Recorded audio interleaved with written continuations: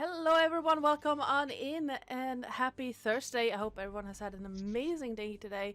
It is time for a new campaign with some new players, some new epic adventures, and some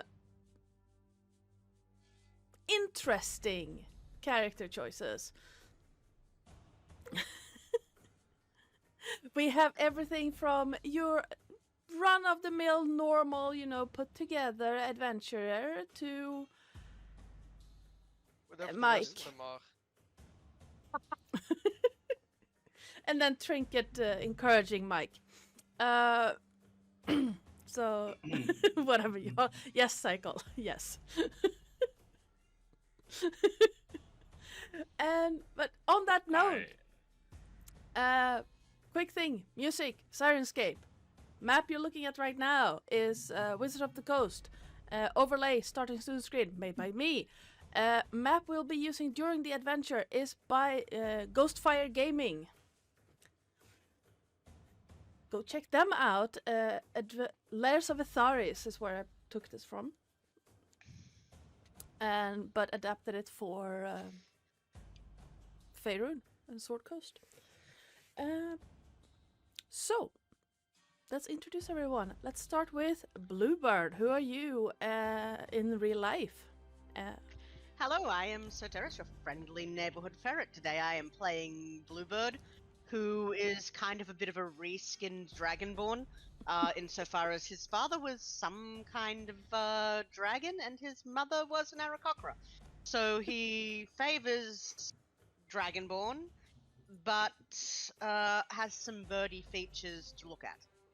Mainly, he's got feathers, and he is blue. So, yes, he is a fighter. Nice. Well, Hello. yes, hi. Mike, who are you in real life? Ha! I am Jarls. I am a degenerate. And I will be playing the resident bard of the party, as is needed for everybody involved. Whose stage name, as you may see, is My Coxlong.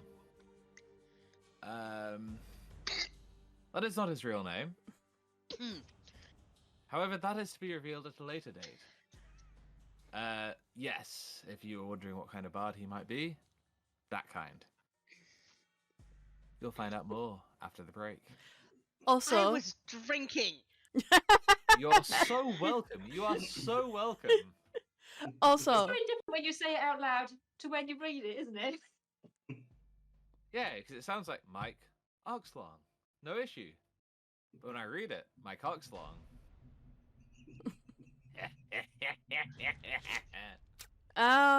yes. Yes.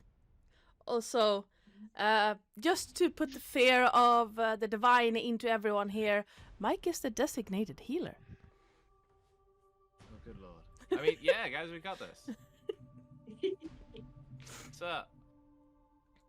And Trinket, who are you in real life? Hello, I'm Vitskugga, and I'm playing Trinket Treasure, the extremist dungeon delver, portal jumper. Yeah. No. Noise. Twilight. I will be playing Twilight Dawn, who is a halfling monk. Sensible in monk clothes, exactly as you would expect. And Isara. Hello. The sun is today not Sen, but like sun. It's just a female version of Sen. For some reason. I don't know. It's what it is. But anyway. Today. The Sen, Sun, Suns. Whatever, it's Spanish. You can make everything from it and it fits somehow. Shall be playing Isara. But this is the last name this time. Ravenchild, apparently. So yes, Isara Ravenchild. She is a Shadowkai hailing from the Shadowfell. a warlock gaining her powers from the great and mighty Raven Queen. Together with her most trusted familiar, Charles, who she raised from a Shadow Dragon's egg she gained somewhere, she has left the Shadowfell to complete a mistress's wishes upon the mortal plane, which is mostly making sure that things stay dead, that souls don't escape, and that secrets are found. Nice. And hi, I am Ardana or Joe or Oi, you there. If my regular players have any say in it, I am the GM and channel runner around these parts, and the person people actually, for some odd reason, believe is in charge of this bunch. Mama. And I forgot to add something in the spiel earlier. If you want to if you want to be a part of the story, you can do so by using your hero points like Jason just did. Type in !perks in the chat to see what you can use those points for. Players cannot use hero points in their own campaign, or channel points in their own campaign. However, you now have an opportunity to gather some to use on other campaigns and one-shots. But yes, if we are all ready to go. Thank you, Jason. Yes, Jason has redeemed 1 hero point for Mike and 1 for Twilight. Oh, thank you, Jason. And also, for those who are unfamiliar with it, hero points can be used to stabilize someone who is on death saves, succeed on a roll, not a nat 20, but it's an automatic success on a roll, or petition the DM for shenanigans. Yesterday, it was used to hang a giant from a sentient flying ship by its neck. I respect.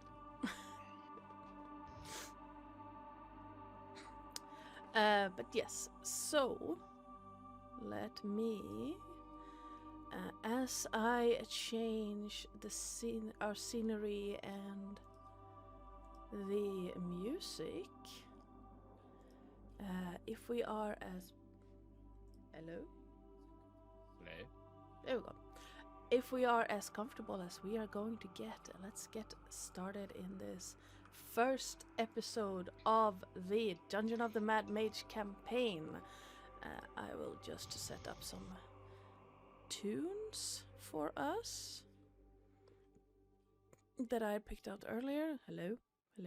Come on, you know you can do it. There we go.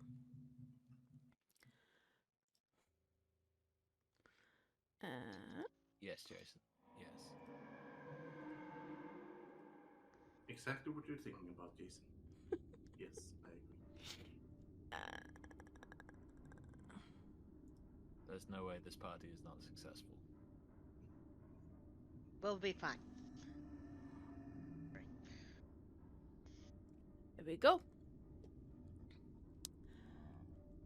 Standing in the vast cavern far down below the mountain ranges of Cormyr, you find yourself face to face with an abomination out of an eldritch being's most fondest dreams. From its feline shape, you can tell that the base of it was probably a lion or a tiger at some point in history. But the face itself has, instead of a muzzle and eyes, it has 5 black orbs that seem to draw all the light to it from around you. Behind its mane, it has 3 large leaf-looking appendages that seems to vibrate and make the sound of an impending earthquake every time it gets angry or upset in any way. The darkness around you is near impenetrable, with all light being drawn towards this creature. You have been fighting your way down here on the mission? That's not what it was. And on the assignment of a well-known jeweler's family in Susail, the capital of Cormyr. On the way, you found the corpses of the expedition. There are only 2 members you have yet to find. The leader and jeweler himself. And this is where I look up the name I put on.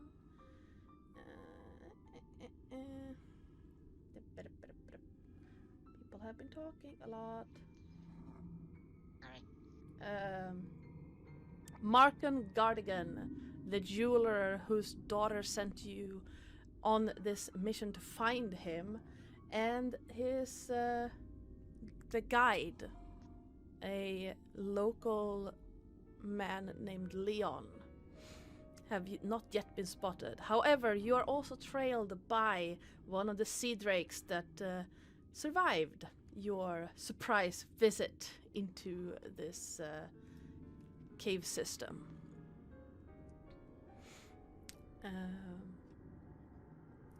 Now, what do you guys want to do? This, you have already been face to face with this thing for a while. You're, as we have discussed earlier, you have had a short rest, but you are halfway depleted when it comes to resources such as spell slots and similar things. Well, aside from, you know, the warlock and the fighter, obviously. Right. Depends. I mean, Depends. I don't have spells Wait. either, so... Adana, Yes.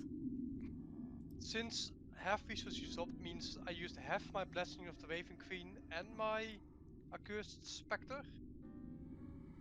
Which would have actually stayed until my next long rest, so never mind that one. So Oh, yes, yeah, I lost some teleportation. Yes.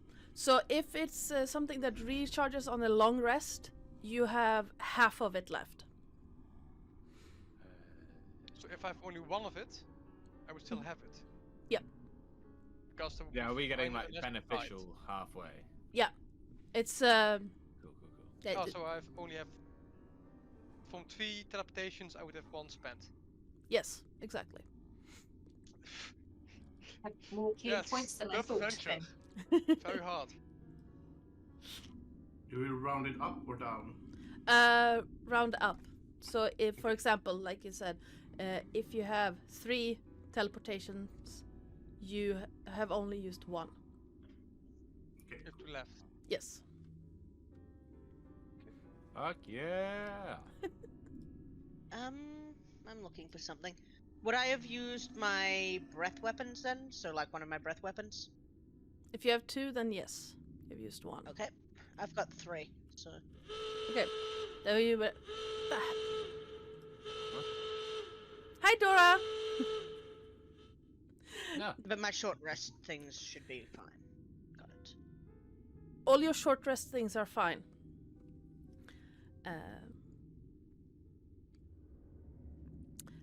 We have not rolled initiative yet, so first come, first serve. The Dawn Drinker Beast has a initiative of 6, so it will go after all of you. What if we roll less than 6? Now I'm saying it will go after you. Fantastic. Okay, news. well, initiative. Got it. The Living Sea Drake, however, got a 17, but it has used its I movement can't to catch seem up. to roll... for some reason. I'll refresh. I have a +3 on initiative. 18? Yep. So, Twilight and Bluebird are before the Sea Drake, Trinket and Mike are after it, before the Dawn Drinker. And Drink it. We did good. Yes. I'm proud of us. so Twilight, you I don't see Isara's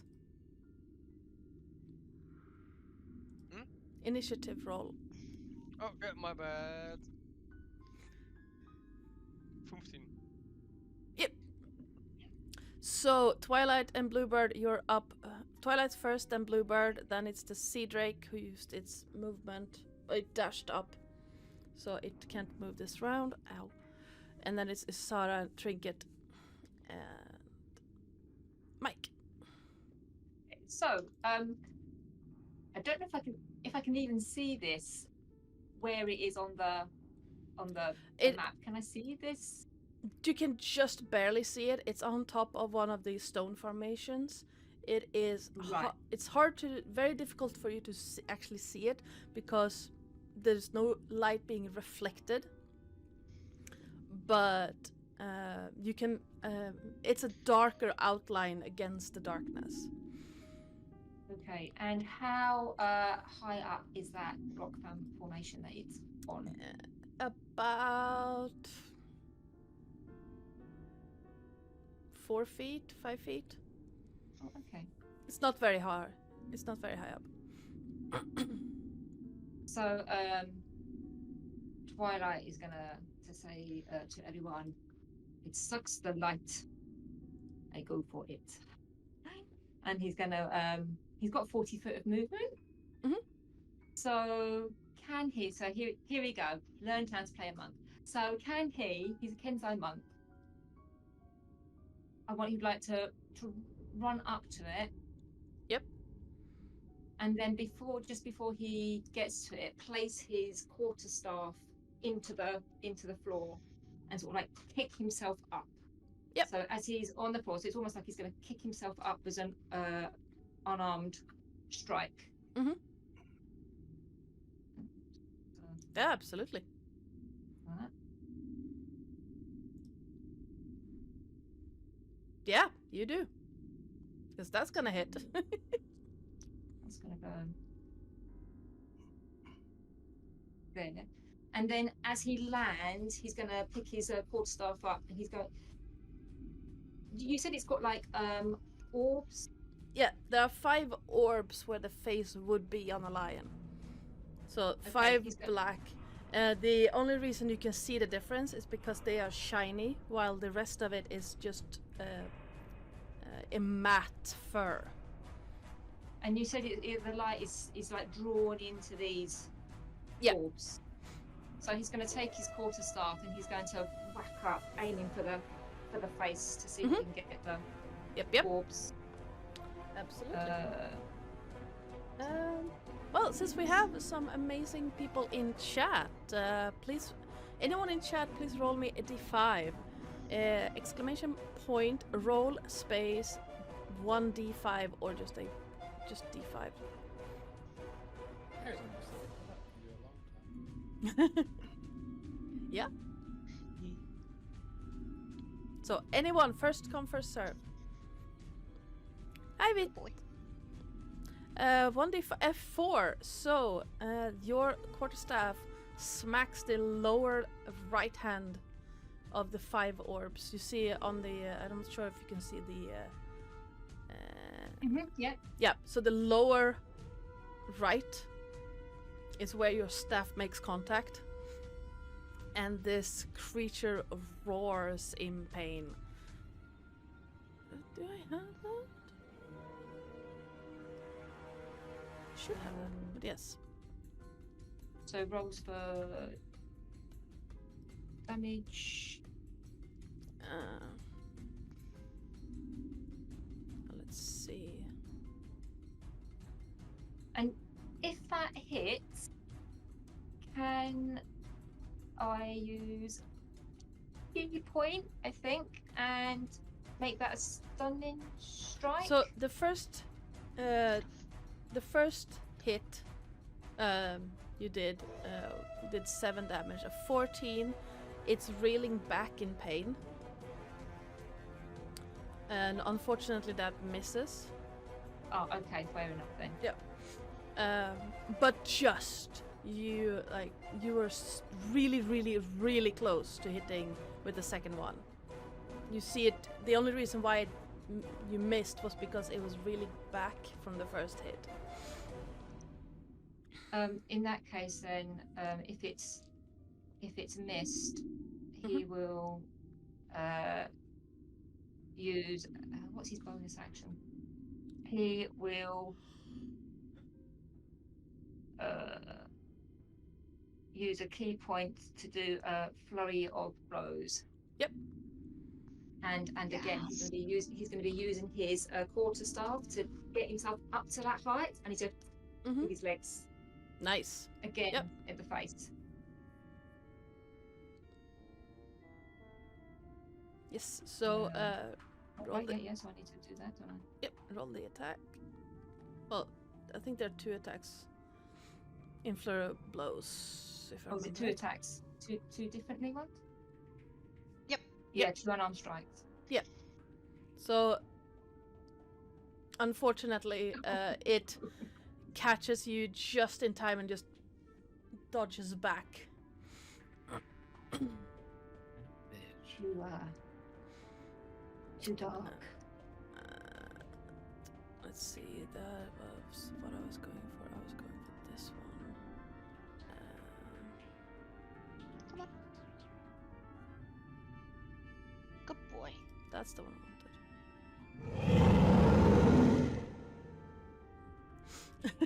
Oh, I don't like that. Not at all. That sounds significantly bad for all of us. Mhm.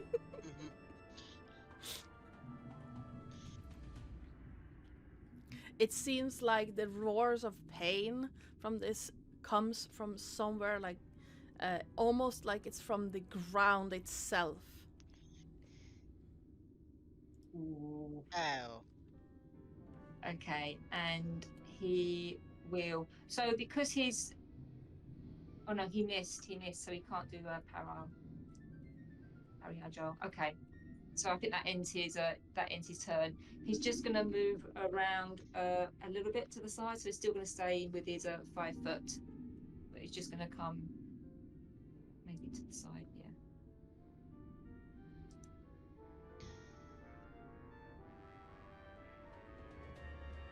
That's him.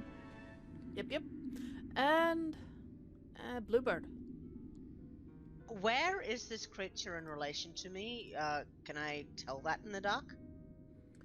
It is, judging by the sound and the noises made by Twilight, it is roughly straight ahead of you, a little bit This to way? the side. So Or this way? this way.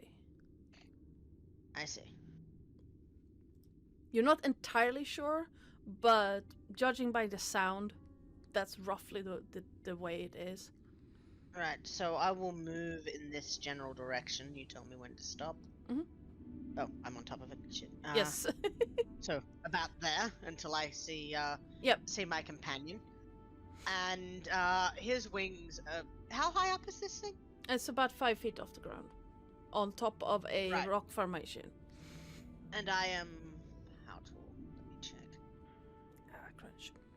You should be I am taller about than. 7 feet. Yeah. Yeah, I'm about 7 feet, a little over 7 feet tall. So this 7 foot tall blue Aarakocra dragonborn hybrid is going to come rushing up. His wings are going to flare out in a threat display.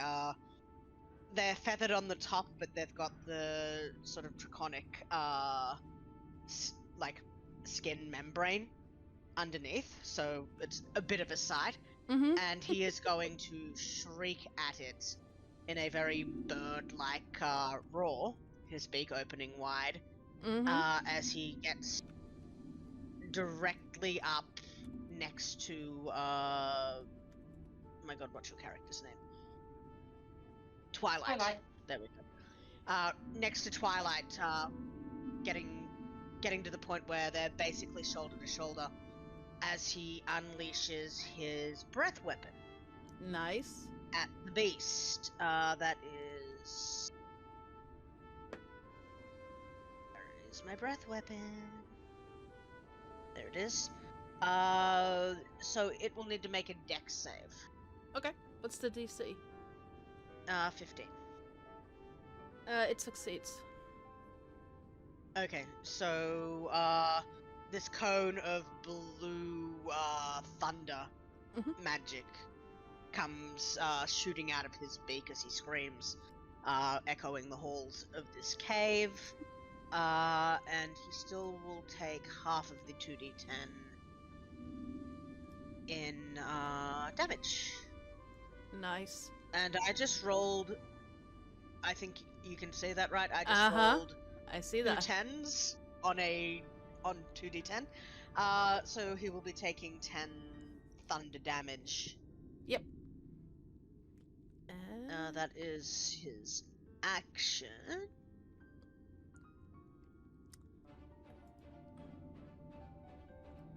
where's everything? going? With his bonus action, Mm-hmm.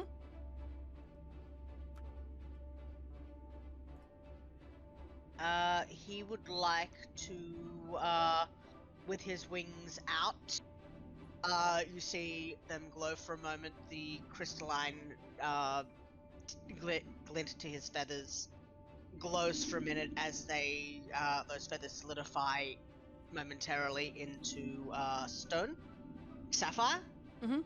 and he starts to hover in the air. He's using his gem flight. Nice. Nice. Sea Drake has used all of its movement to get up here. And I'm gonna need to move this up a little bit. And yes, Jarls is too much of a character not to end up here again. And we appreciate it. Isara, Hmm, you're up. You and yes. I don't know if Charlie rolls its own initiative or goes on yours. The standard familiar. Technically speaking, its own. It depends on how you rule it. I normally like if you want it to be in if you want it to be a combatant, I normally rule it that it goes on its own turn. If it's not a combatant, I will not attack it. Well, that is the thing. I am a chain warlock. I specifically gave feature for combat. Yes. So let me. Initiative 4 for Charlie. So However, Charlie is on Isawa's shoulder currently. let's put you As back. it is a tiny creature, this should be possible. Yeah, absolutely. And you go on the combat tracker. For some reason, it always says that it doesn't have So? hit points, which is bullshit. You do have hit points. You should have 12 or 15. Wait, who? Charlie? Yeah.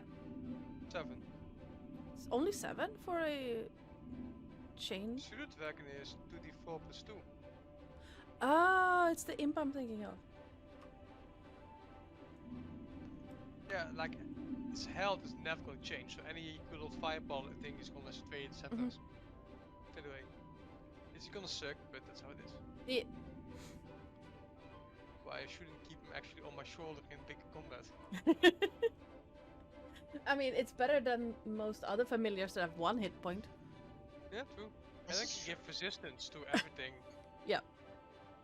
On reaction. Yeah. Is that thing still not dead? not yet, I don't think. Soon. Oh, we should hurry up before that fake manages to get here. And Isaiah will rush over. Oh, Take a God. small jump to get on the rocks and step forward with a spear, which is sheathed in booming energies. No, Yep. wait, no, wait, no. Yeah. Yeah, let's make it boom blade this time. Nice. I like booming blade.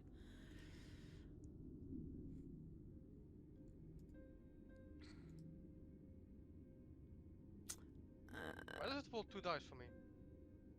I It have rolls on no both idea. my sheet and on the VT. That is not how it's supposed to go. No, 15 does hit, however. Okay, Just about. It to seems a begin bit with, confused though. that's Ooh, maximum piercing damage. nice. Adding in 1d8 being 3 thunder damage. For a total of 17 points of damage. All magical because it is a magical spear effect. Yep. So, you see. Are you aiming somewhere specific on this creature? Center eye. I'm sorry? Center eye. He's like Yep. 5 eyes in the cross. Like, Yep. and just go for the center. Uh huh. Awesome. Just guiding.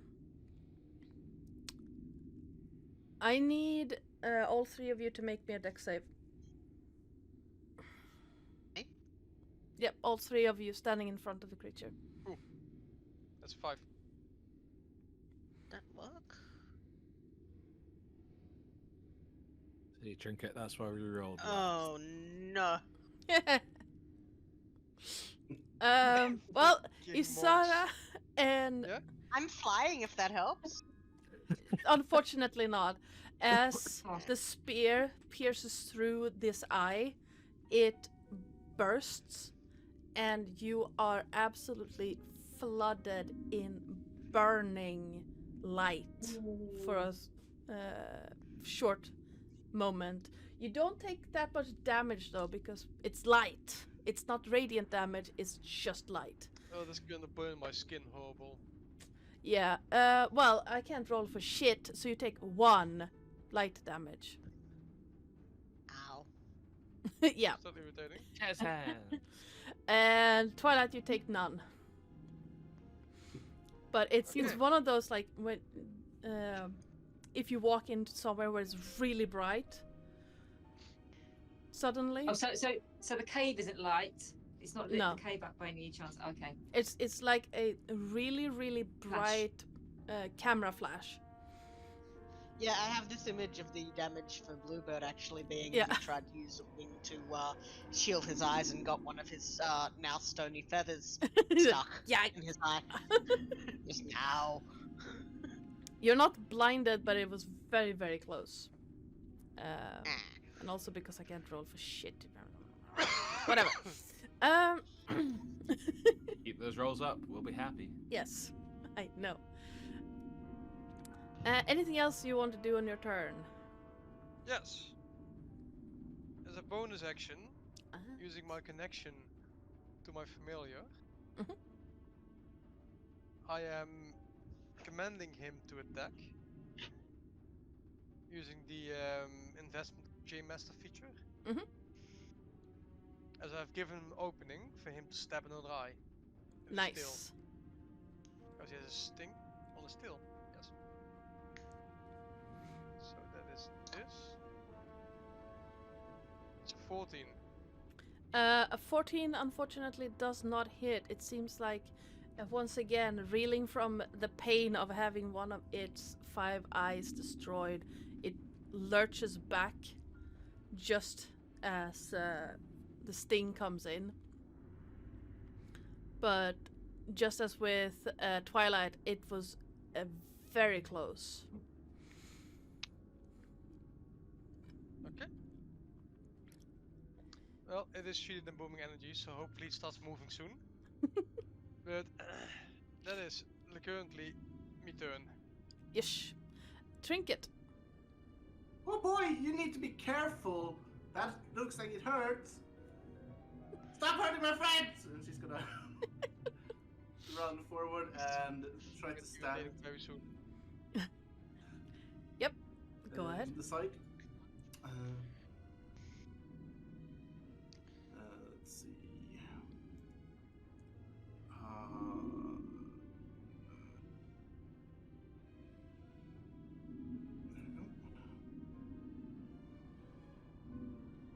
19.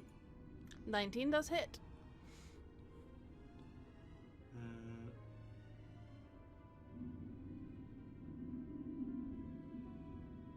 Ooh. For 26 magical piercing damage.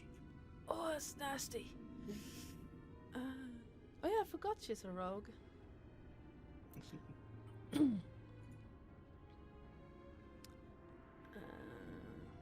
Let's see what is the. It is just magical piercing, right? There's nothing else to it. 26. Just magic.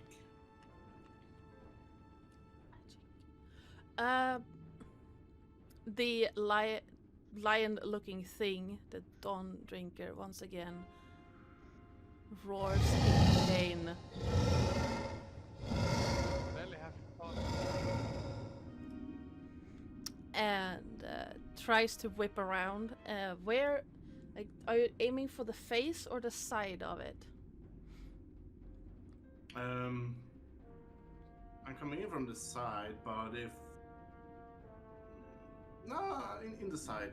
Yep. Okay. Like somewhere behind the head, like by the neck or wherever that would be. Yep.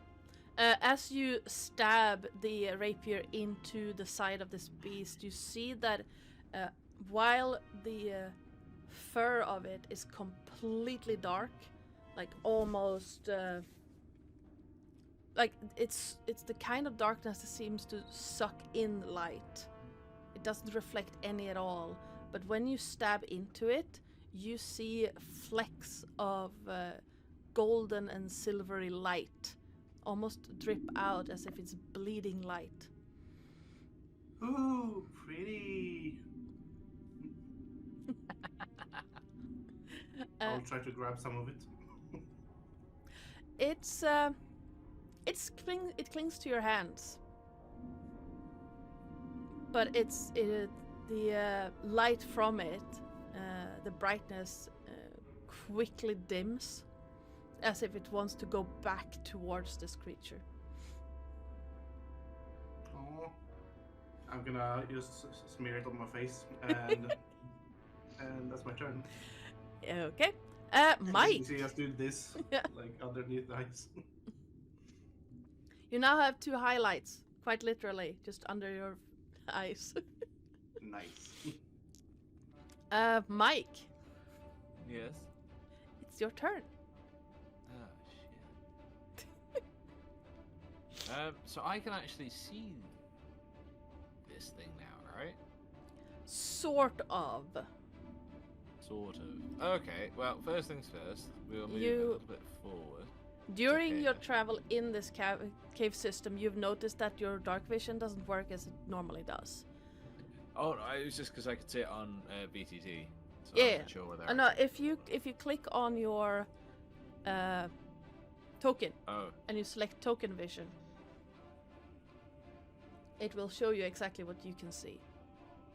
It is, however, now lit up by the moon-touched rapier and the moon-touched sword that your Okay. companions are using, so you can see the outline of it quite clearly. So I can see it now because I moved a little bit forward. Yeah. So,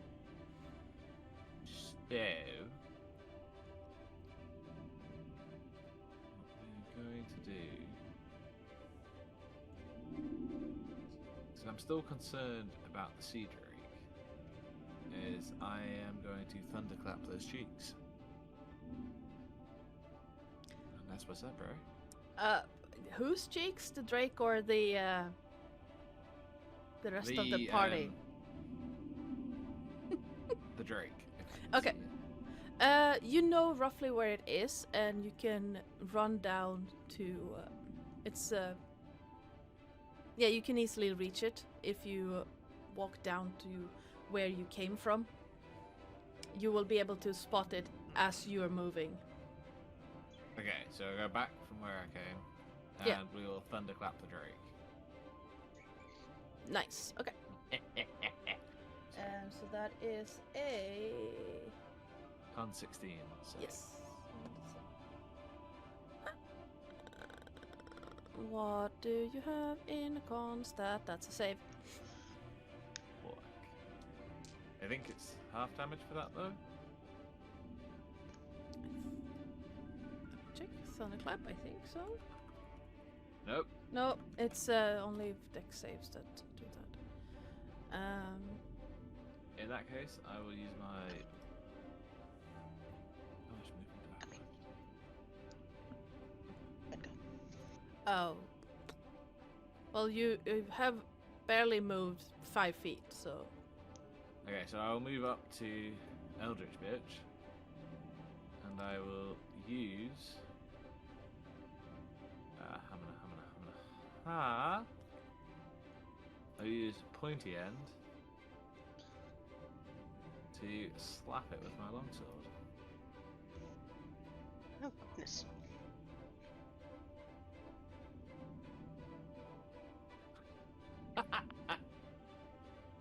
Okay then. Do you have? I hate to be that person, but you have 2 weapon fighting.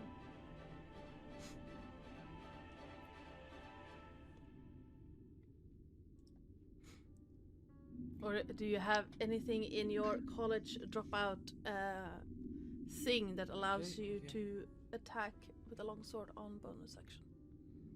Yes, Pointy End. Yes. Whenever you cast a spell, first level or higher using your action, you can make a single weapon attack. I used a cantrip, didn't I? No, Fuck. isn't thunderclap a cantrip?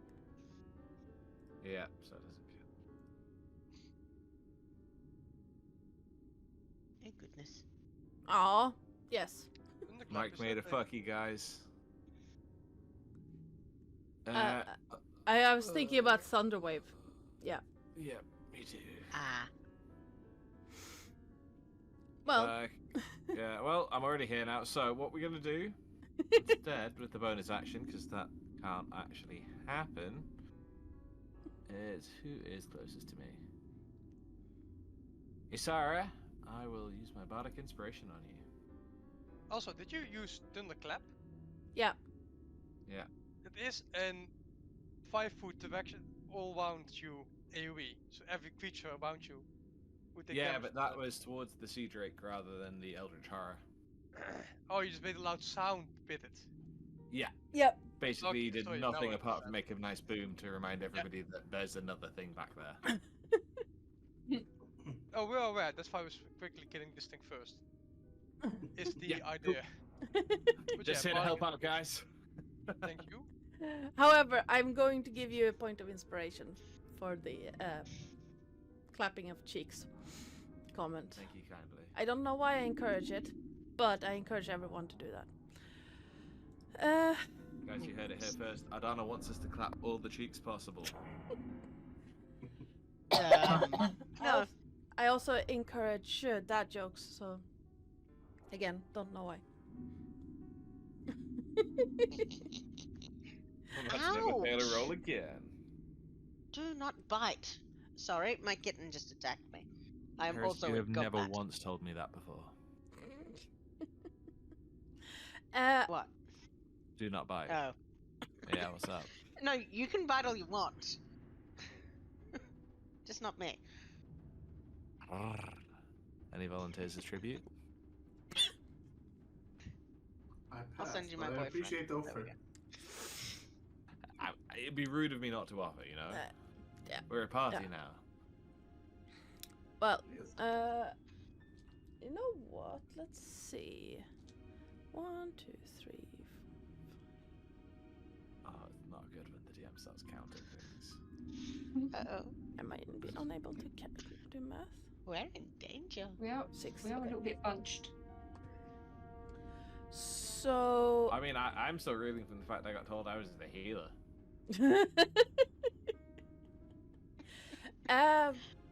Trust me, we're fucked. I mean, we're fine. Oh, this is gonna hurt. I am. It's a shame that the nat Well- 20 got negated, though, because, like... If I die, I'll bring in a cleric. It's fine. I do already have a backup character rolled. So, Trinket. As you are admiring your new looks. Not that you can see it, but it's very bright just under your eyes. The large eldritch abomination turns its giant head towards you. Its center of it, you see this gaping hole where it once had an eye. And it lifts its paw and just slams it down on top of you. For, well, that's 25 to hit. Just barely. For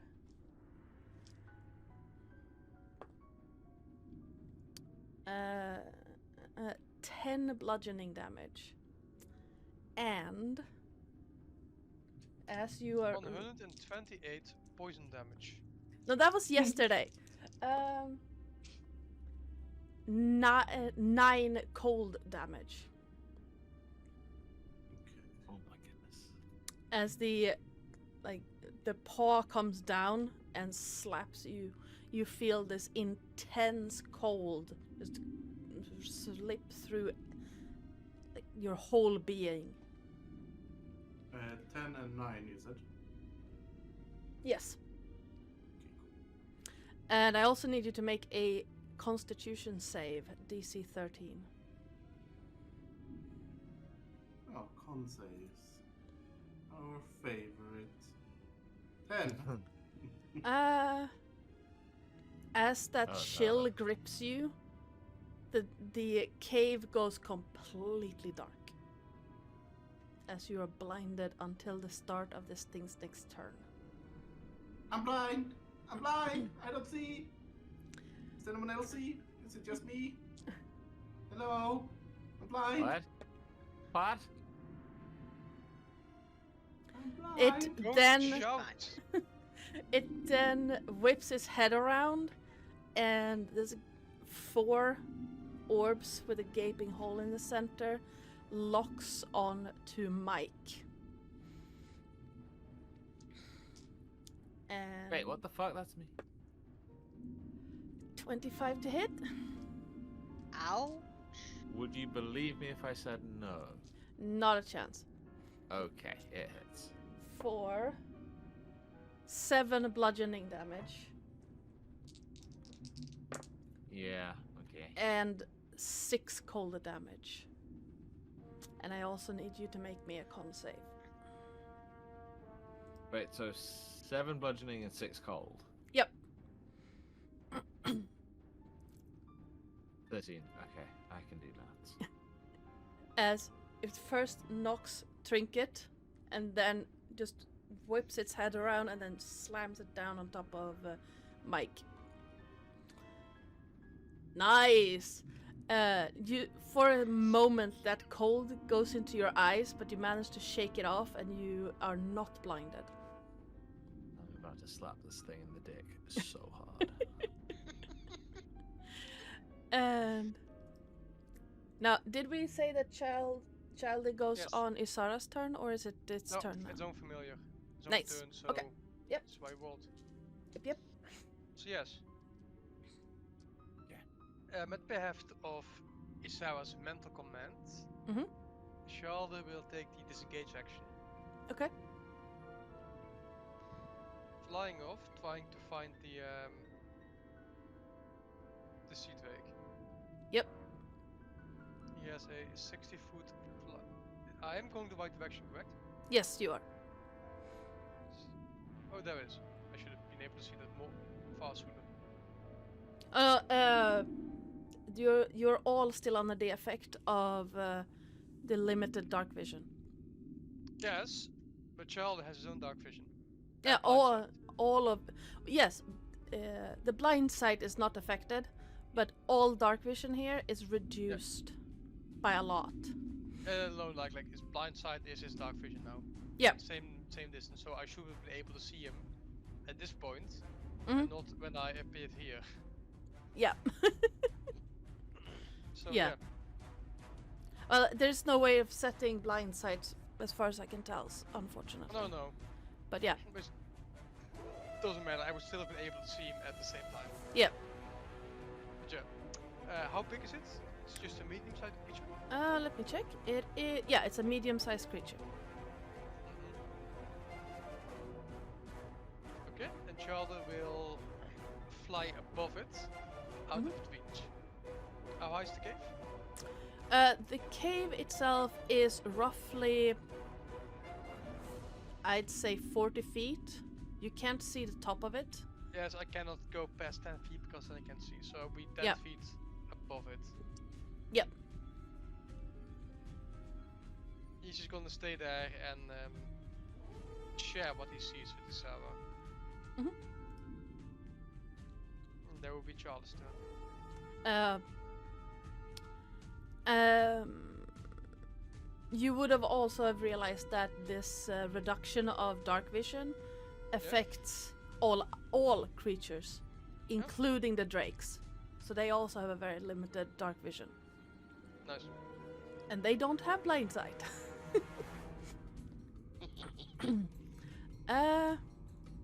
Twilight, we're back at the top of the round. You're up.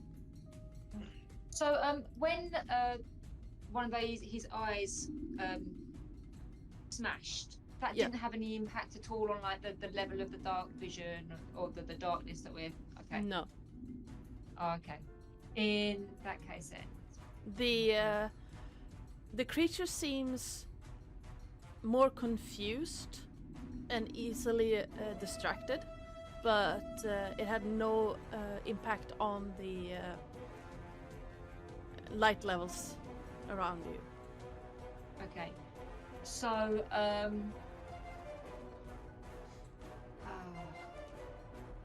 Twilight hearing Trinket crying that she's blinded.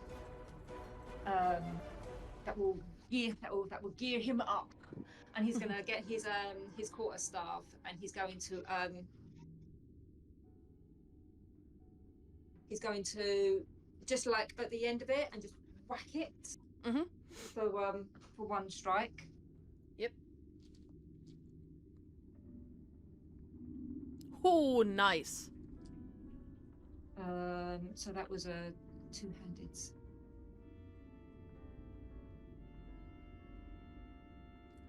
Oof. Max damage. Yeah, we'll love to see it. Then, as it comes down, he's going to get his elbow and strike it into the. Probably can't get up very high, it's not a hole, but he's going to strike it into the beast. Yep. Or an unarmed strike. That hits.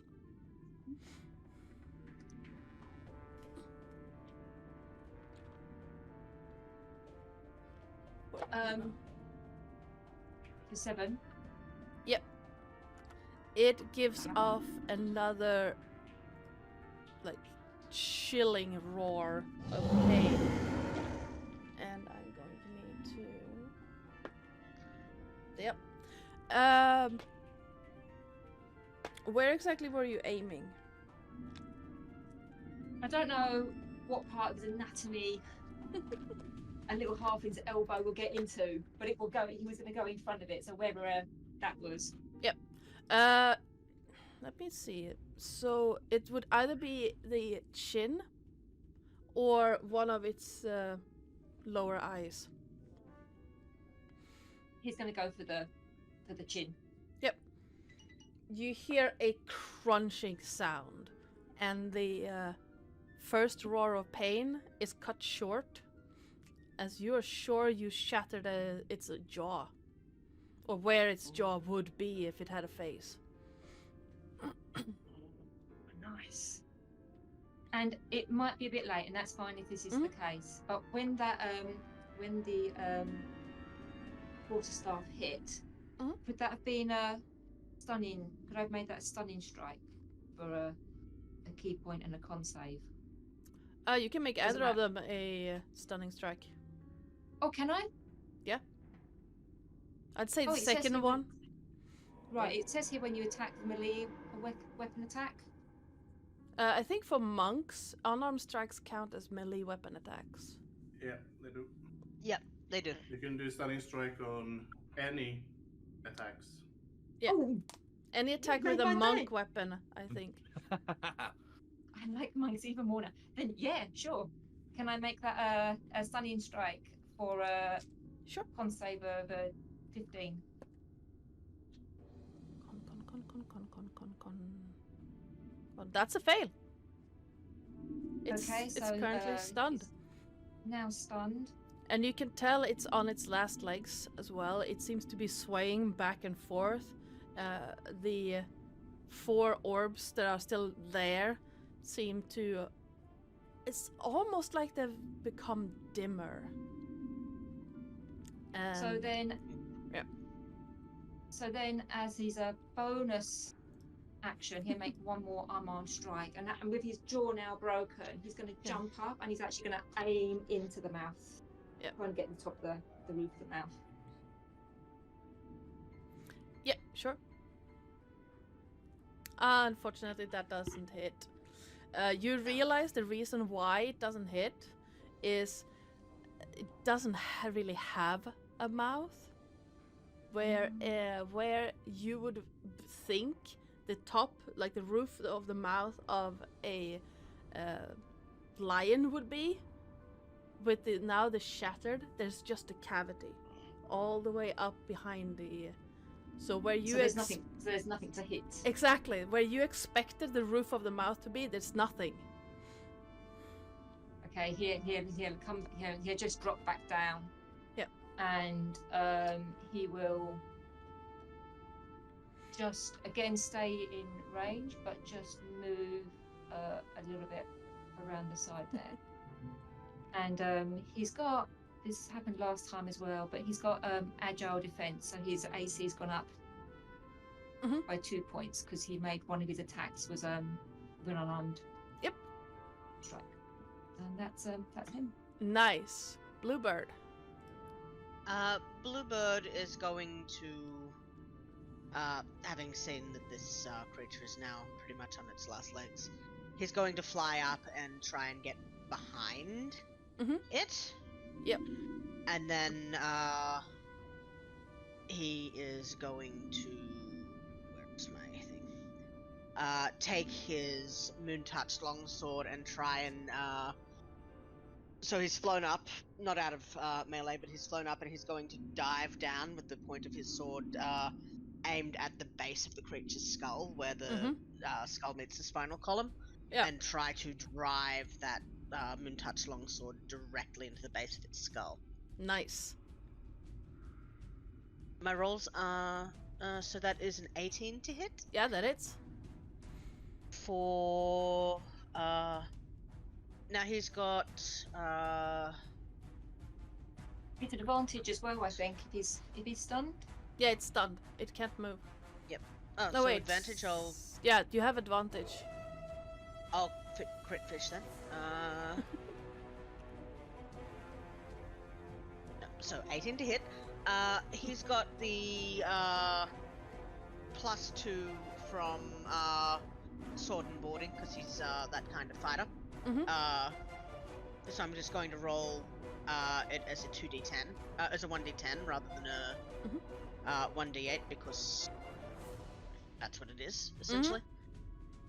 With this sword. So that is 7 damage. Yes. How's he going?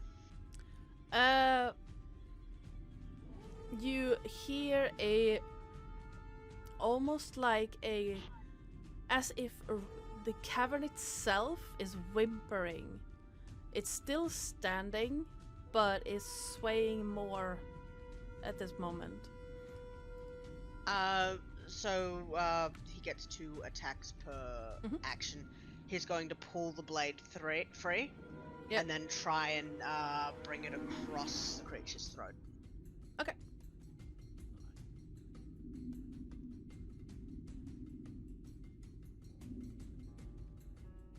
I've still got advantage, right?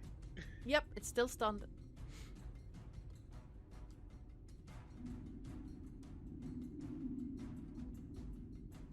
That hits. 17 to hit. Yep, that hits. Let's Let's see. Slashing. Yes. If you hold left shift while clicking on your sheet, it should automatically roll with advantage. Right. That is 14 damage and let me check. I'm not sure that will be enough to kill it, so I am going to use a superiority dice. Well, I was going to say, how do you want to do it? Okay. So, yeah, he draws this blade across the creature's throat, just opening it up from, ear to ear, basically, draining whatever passes for blood directly from it. Yeah. You see and sort of lands on it as it dies. Nice. You see an intense light spill forth, flowing like liquid. Well, Trinket can't see it because Trinket is blind. But everyone else sees this extremely bright liquid spill forth. And I also need everyone, well, actually except Trinket, because you're already blind, to give me a Constitution save. What if we really don't want to? Well, you're gonna get blinded though. Con save sounds good. Oh no.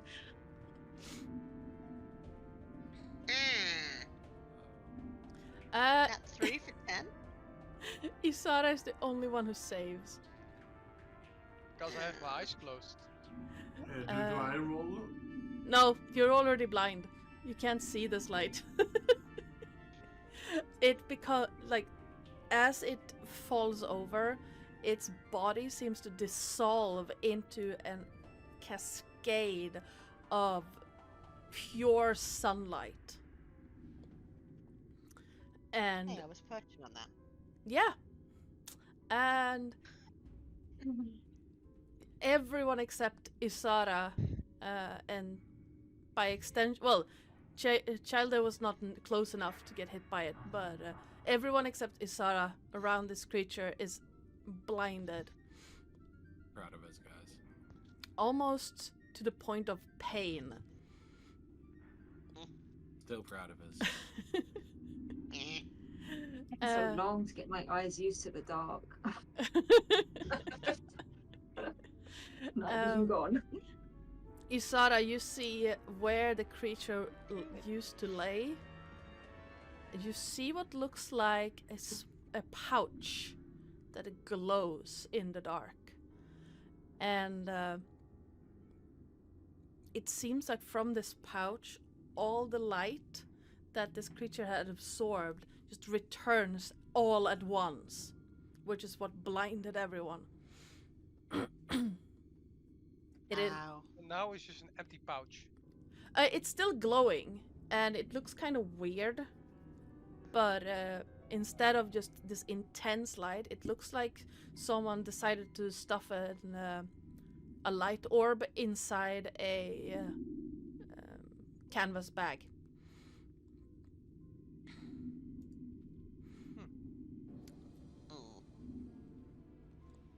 Okay.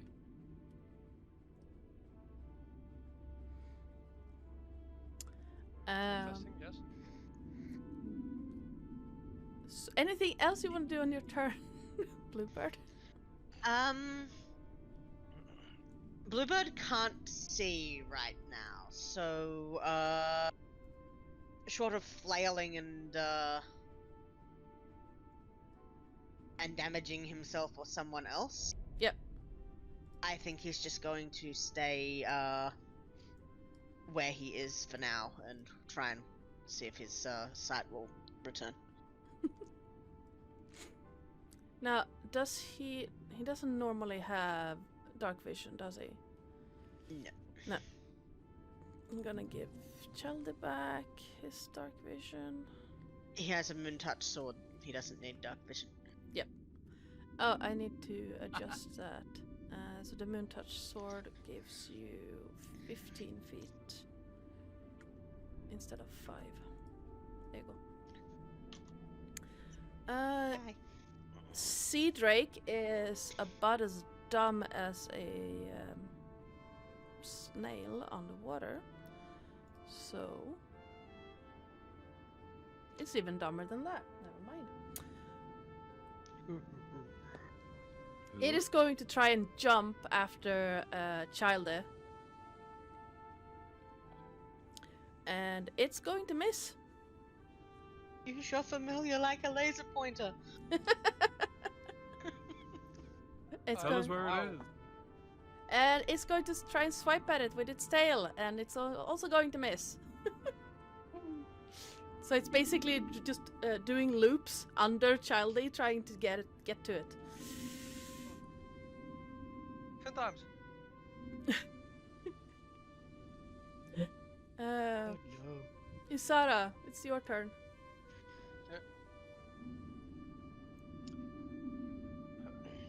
So she gets a bit distracted by the pouch. She'll pick it up. Yep. At which point, through her familiar senses, she will know that the Drake is trying to kill it. Yep. Kill Charlotte. Which angers her.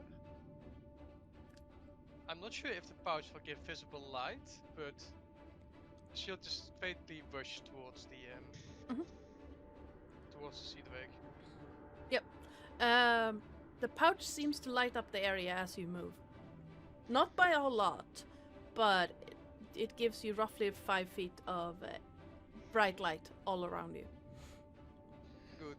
You'll be kind enough to use Green Flame Blade to create some fire as well. As she tries to stab him in the throat. Go for it. But first, this is a massive. We beat the thing we were supposed to beat. So yeah, first Hexblade's Curse on the creature. Okay. And then stabby stab. Nice.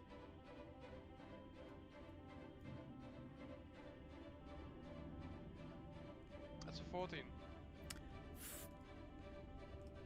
14 does hit.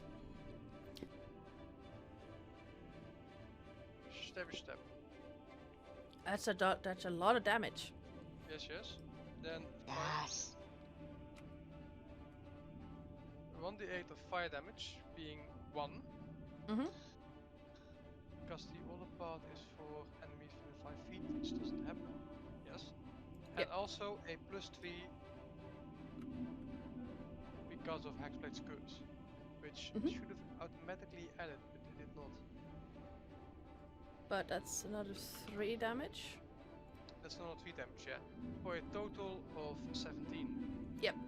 You see, as you stab this drake with the spear, it whips around and in the process tears another chunk of its own scales, causing it to bleed massively. Owie.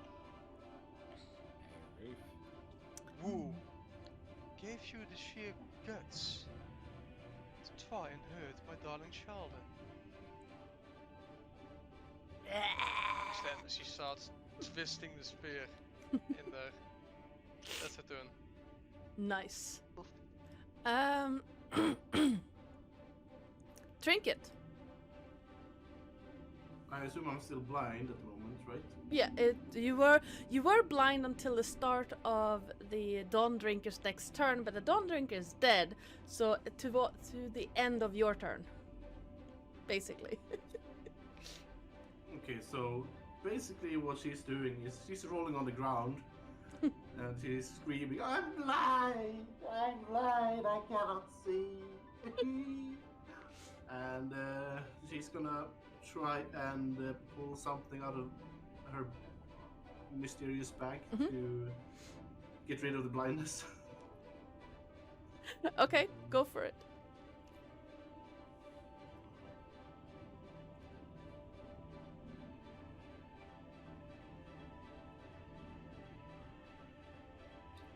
Oh. Let's see.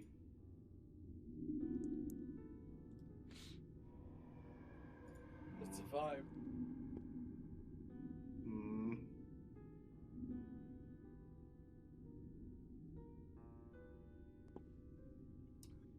Okay, so I get 5 copper, 2 silver, and 4 gold that will disappear in an hour.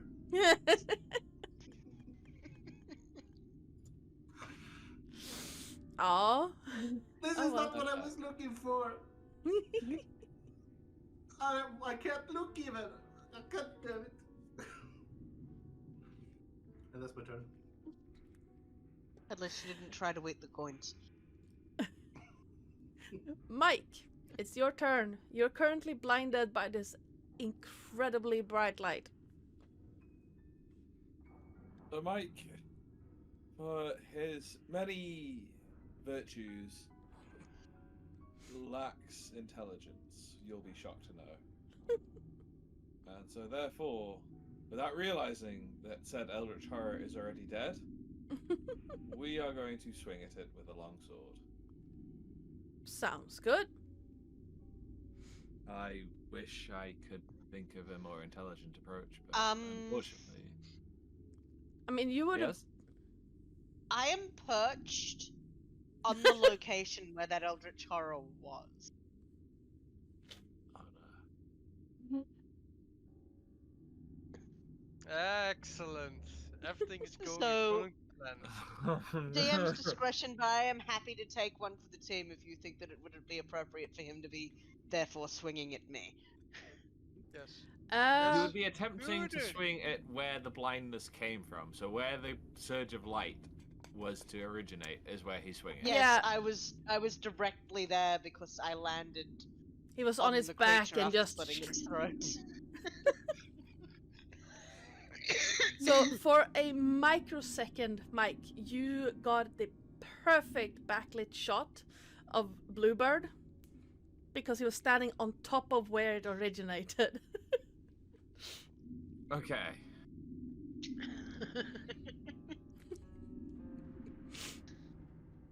Okay. I'm all for this. Like, I don't mind, so I am all for this. No, I would- if there is a brief second where he's seen that there's some like a friend there, Mhm. he, you know, because fraternity for life. He is a frat bro through and through. So he's gonna call out, bro, you okay, bro? I think so. It's dead. Where are you? I can't see. I'm blind. I'm very Same, bro. blind. Is there anybody to fight, bro? Ooh, Drake. Somewhere. Oh no, this ends equally as badly. Okay. So he knows the Drake is behind him. So.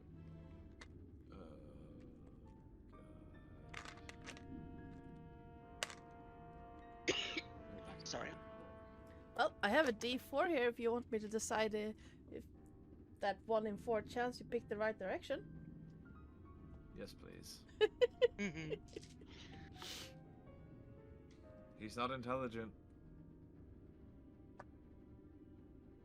But he's smart enough to know the direction he's supposed to be going. Unfortunately, there's an Isara in the way.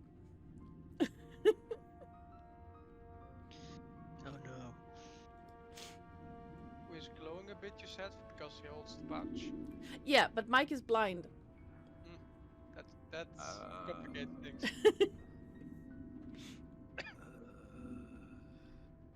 However, it's 25 feet between Mike and the Drake. It's roughly 20 feet between Mike and Isara.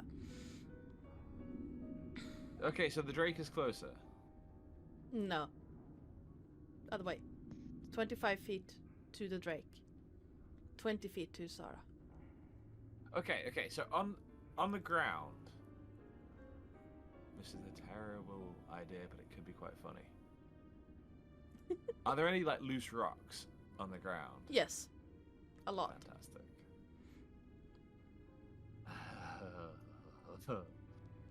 I'm going to cast a glyph of warding Okay. for thunder damage on a rock on the ground by my feet. I think I I see think- where you're going. I think it takes an hour to cast, by the way. Yes, this is not Baldur's Gate. Oh yeah, shit. Didn't see that part before. That's fine. That's fine. You know what? I'm still gonna do it. It'll be a tool we use for later use, because I will commit to it.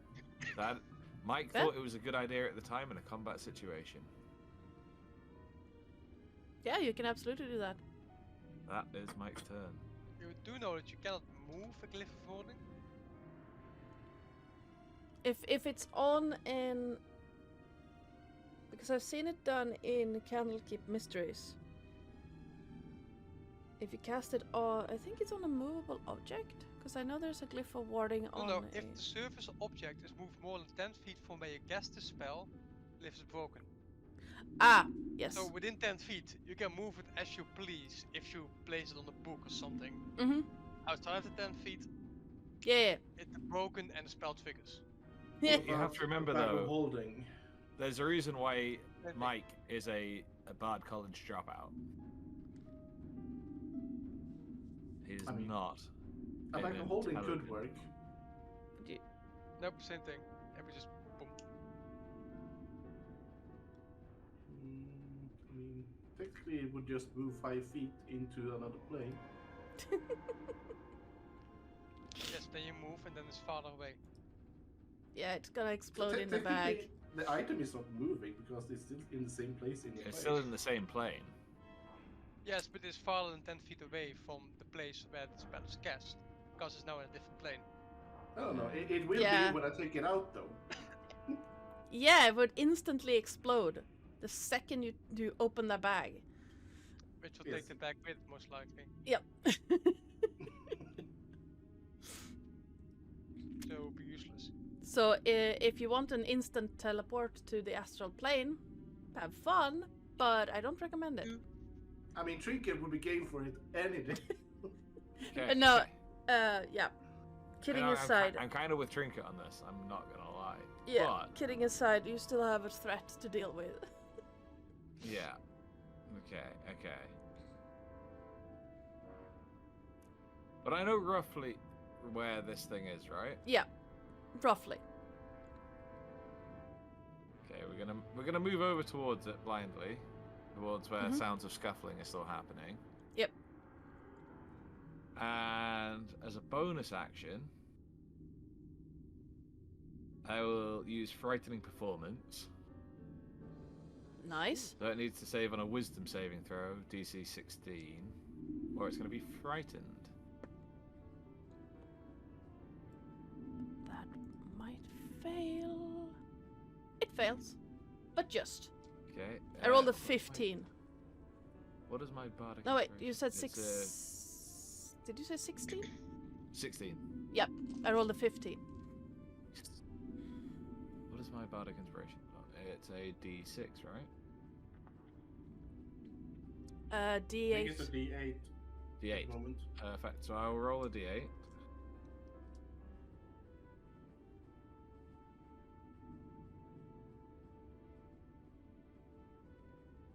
So it minuses 3 from its next attack or saving throw. Nice. And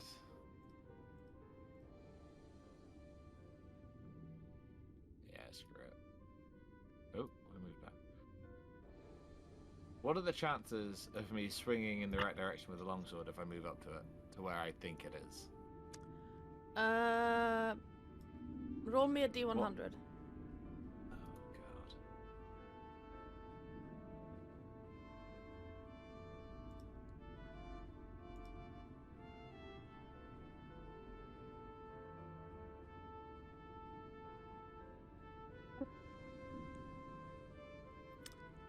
Not good.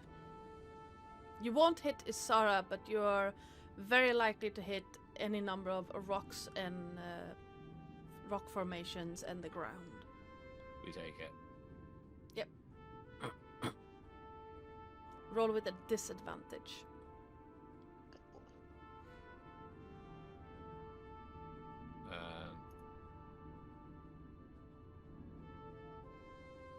Won't roll again.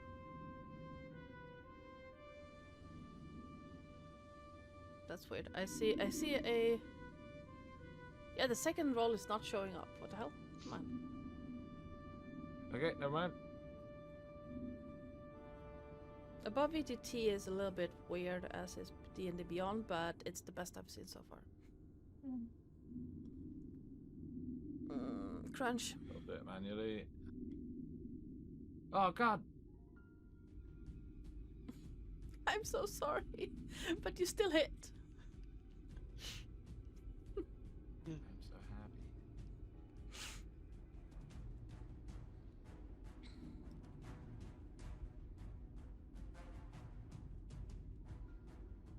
One D8 plus 4.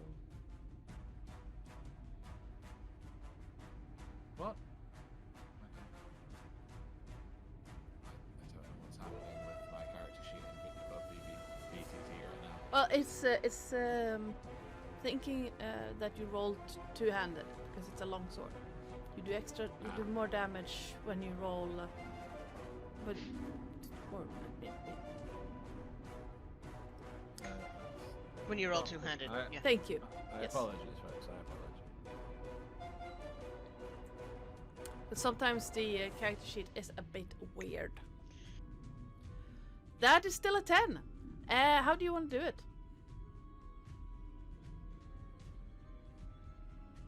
There is no art to this at all. He heard a sound, he screamed, he ran, he swung his sword as hard as he possibly could. He thought this was a game of beer pong.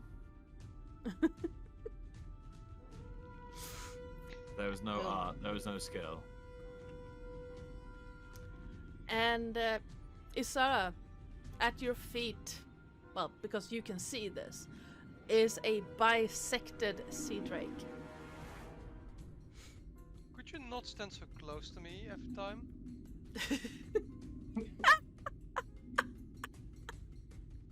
Okay, you get an inspiration for that one. That was savage. I love it.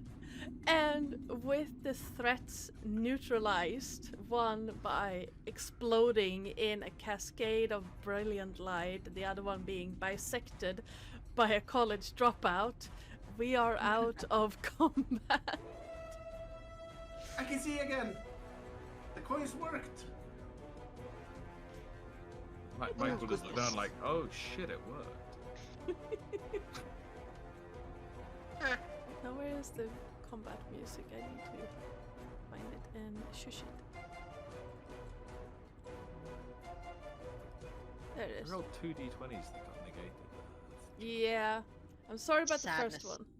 I get 8 temp HP for each d20 rolled by any one of us.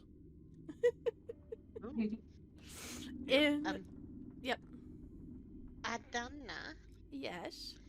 since I am still perched atop this creature, is it still there? The No. lion thing? It He wanted one of its claws. well, if you give you know what? Give me a investigation check. Investigation, I've got a +2 to that.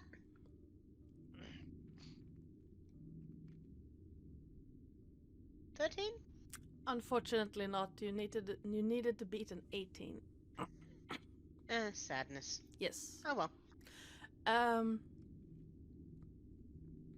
The cave is eerily quiet, and the sudden return of your ability to see anything is concerning in more ways than one. The darkness, the looming darkness, was oppressive, but it kept the most of the things living in these caverns at bay, keeping them in almost stasis. Now, however, you start hearing things moving. And you also, in the quiet, hear a soft groaning of a man in pain. Where is that coming from?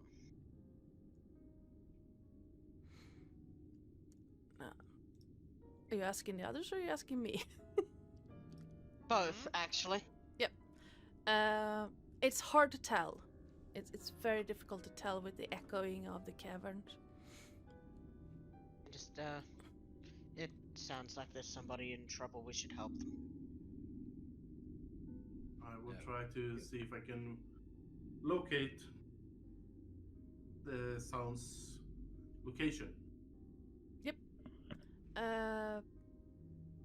Give me a perception check. Twilight will be doing the same. It's a DC 17. 19. Noise. No. Alright, perception. Yeah. I know how to perceive. I've got a +6 to that. Dana, can I quickly cut off some scales from this twig? 14. Yes, absolutely you can. Also, I should probably also have 15 feet of light. Yes. Give That's me a my moment. moon touched rapier. Yes. Some skills. So before we leave the cavern, whatever's left of the Drake, Bluebird would like to skin. By the way, he's a leather worker by trade. So Isara gets some of the scales and give. If you take the time, you can skin it. It has been bisected, so it's easier to skin than it probably would Yep. be. You don't So, get a proper. Basically, that would be something that would happen after we've dealt with the human, but I can roll, or the person, but I can roll now for survival, I guess it would be, maybe? Or sleight of hand. Either way. I'd say sleight of hand and add your modifier for leatherworker modifier instead of dex. Which would be a +3 instead of a +2, so add 1 Yep. to that roll. Oh, 5 then. No, that's a 4 sleight of hand, so. What's going on with my D&D Beyond? I don't know. D&D Beyond has been weird all day. In the beyond is beyond our understanding. Yes, it is. So I don't And- think I do a Wait. very good job of it, but No, it's awkward trying to skin something that has been bisected, starting points and such. The creature itself has been damaged before several times, so the skin seems to fall apart. It was Um, like that when I found it. that's fine. He'll still take whatever scraps he can to, Yep. Maybe braid into braided leather things like that. Yep. Once it's tanned. So, Where did the sound come from, by the way? Yeah, hold on. Isara, you managed to get 5 pristine scales from this lizard. Or drake. Sea dragon skills. Sea drake skill. Okay, perfect. Yes. Those shall be added to Charles' hoard. The sounds of the man in pain seems to be coming down from the other leg of this cavern. So where you came in, you could see it turning around down another way down. It seems to be coming from that way. So over here. It's left or right? Oh, that way. Okay. mm. The old man sound is coming from over here. I'm gonna On check it. it out. Wait for me. Early bird catches the worm.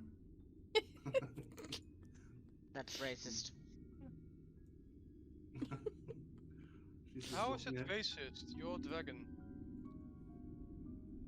I am an Aarakocra.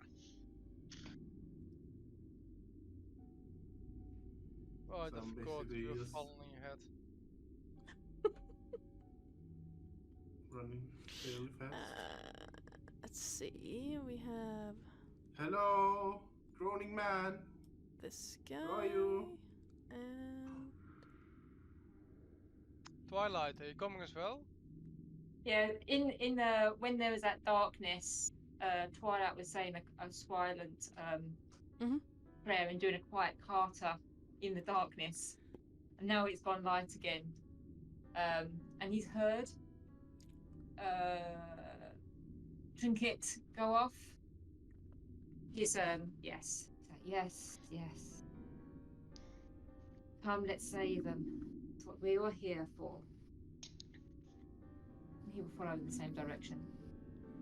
Ike Yes. will also follow because he has an intense fear of being left alone. Yeah. The tunnel seems to be becoming tighter and tighter with more of the rock foundations sprouting both from the ground and from the sides. But eventually you make it down into a bend in the tunnel, and on the ground you see one unconscious young man dressed in leather armor and a short sword that has seen better days. It's obviously not bought from like a master blacksmith or anything like that, but it seemed to have been what this young man could afford. The groaning sounds come from an older man laying on his side under what looks like a ginormous portobello mushroom that seems to have knocked him out cold. He's just coming back to his senses. Can Bluebird start hacking chunks off that mushroom to free the man? Yeah, absolutely. Portobellos, they are edible, yes? Yes. So yeah, he is hacking chunks off and sticking them in his pack. Nice. Or like sticks one like giant wheel of cheese sized wedge in his pack Yeah. for later. Trinket is trying to pull the man out from the mushroom. He groans again as you work, and you can see he seems a bit dazed, as if the giant falling mushroom hit him on the head. I slap him. Wake up! What was that for? Who did that? She slaps him again. Uh, Are you awake? yes. Cool. Nice to meet you. And she just drops him and then moves over to the other guy. And does the same. You got crushed by a mushroom. I have avenged you. Oh, We have avenged you. Sort of pats his pack. what about that creature we ran from? That I don't know where that came from. My nightmares or something. Oh, that is very dead. Oh, good to know. Good to know. What about Leon? I tried to push him when the mushrooms fell. My friend is looking after him now, I believe. You can What just brings see- you down You here? can see her slapping back and forth. Wake up! Wake up! Wake up! I wouldn't recommend slapping someone who might have brain damage. Yes, perhaps a little more gentle. Pour some water on him. Twilight will possibly have joined you by this point. Mhm. And when he sees the unconscious man being slapped, will say to Trinket, gentle, and he'll come down and he's not proficient with healing kits, but he's got like an advantage or something with healing kits. Can he sort of try and do a medicine check or something and Absolutely. see what's going on for him? Absolutely.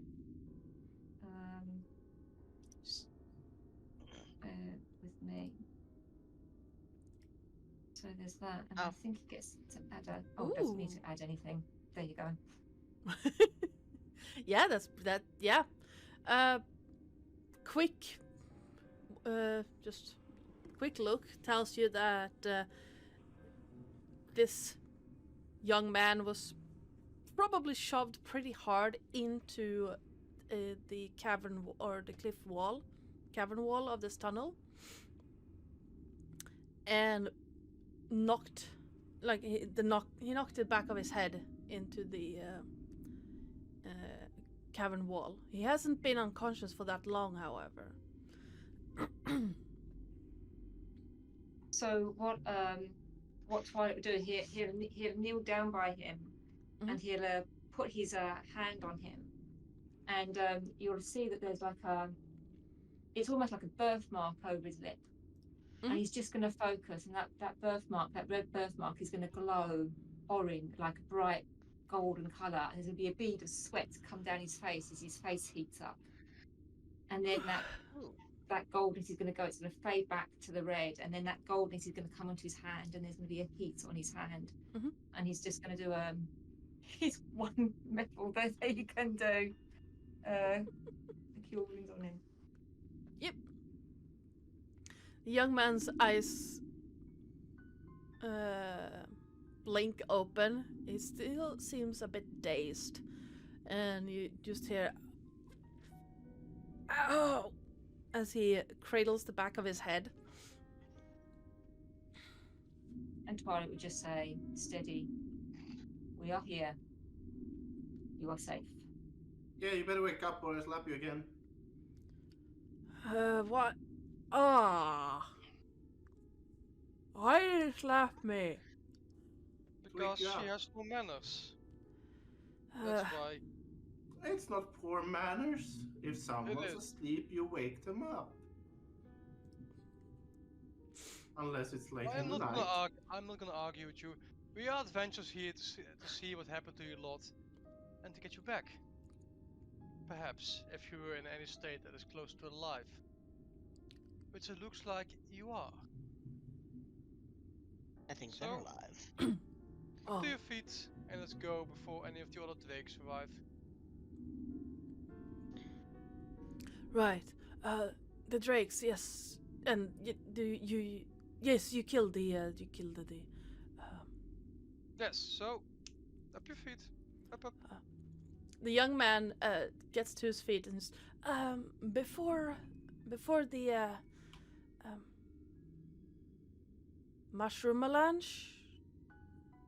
mushroom fall, the big thing knocked us down. I saw what looked like a small passage just behind here, and he points over his shoulder past what looks like really big soot-colored flowers that seems to be like made out of petrified rock or petrified plants.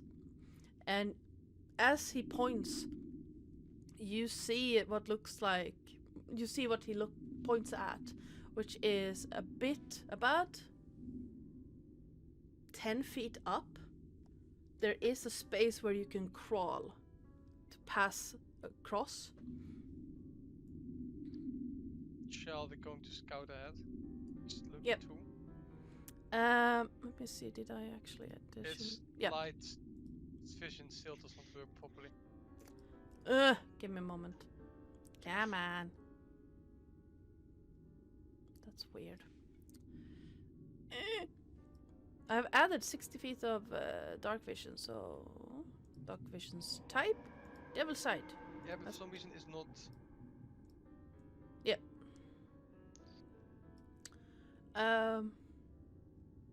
Let me just add an actual light to him. So let me do a 30 there. So he lights. It's your. Yep. Technically speaking, it's your creature, not mine. Yep. That is given this light, so I can see it. So yeah. Okay.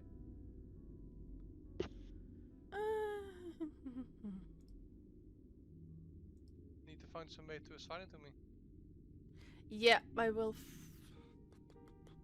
token options. Can I actually?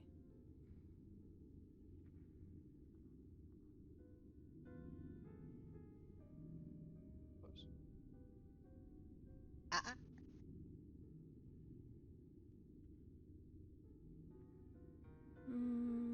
No. If you can you go to my sheet in the VD itself and perhaps go to extras where he is and do things there? 'Cause it's Should got be the able plus to. option.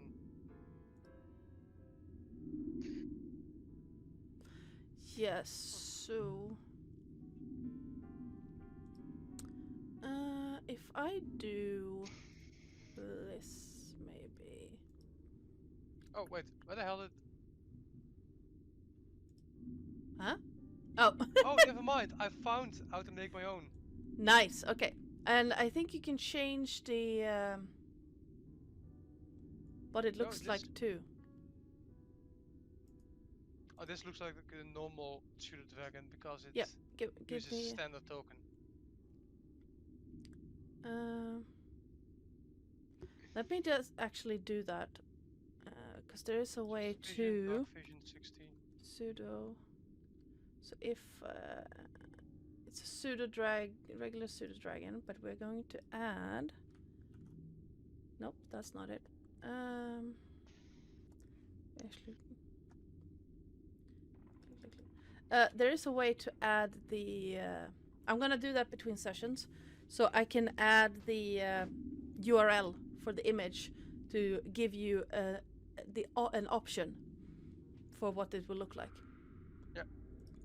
We're gonna do that between sessions. So yeah, you should be able to. Then I'm going to remove this for now. Use this one. Assign to you. Oh fuck! No, there we go. And as Chalde goes over the passage, you realize this one leads to a rather steep drop that you could either drop down or climb down. It looks like it's not that difficult to climb down if you take your time. And it drops in, Flies. or flies. He's just a tiny creature, eh? Not that Yeah. big. I mean, for the others can also make it over here, but they would have to climb down or fly down, and it leads to the tunnel that took you all past the drakes and up to the Dawn Drinker's lair. My flight's expanded till the next long rest, by the way. Okay. I only get it for a minute per long rest, so. So, but from what I meant to ask you and completely forgot. Mhm. I've got Psionic Mind as a gem dragonborn, so Mhm. I've got 30-foot range telepathic communication. Okay. Now it says that anything needs to share a language, but doesn't necessarily need to be a language I have. Like it needs to have a language to communicate. Yep. So I don't know if you wanna, if that's okay, or we wanna edit that. as long as as long as it has its own language, you can communicate Okay. with it. Excellent. But it has to be able to have its own language. Excellent. So yeah, you are able to climb through that passage. It's gonna be a bit of a tight fit for Bluebird, but you can get through it. And the drop leads down to the tunnel that took you to the lair. So you can make it all the way back to the opening of this system by just dropping down there and moving through the slow-moving river and climbing up to the entrance of the cave system.